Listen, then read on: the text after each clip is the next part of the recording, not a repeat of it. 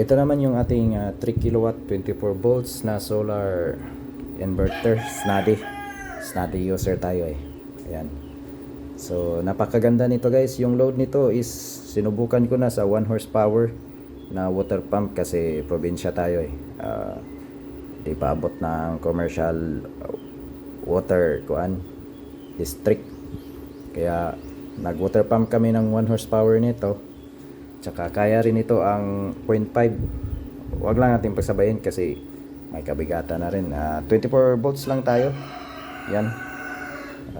Gen 12 volts naka-series, so 24. So ito yung ating gamit. Yan, 1 horsepower. So napakaganda at matibay talaga. Snady tayo eh. Yan.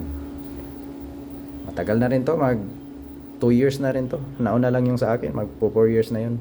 Kaso ito is pinapatay ko tuwing araw.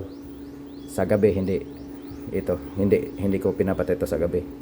Ito lang sa araw. Tsaka yung tuwing araw is dito siya kumukuha. Yan. Ito is tuwing araw dito kumukuha sa 24 volts natin. Yan. Thank you.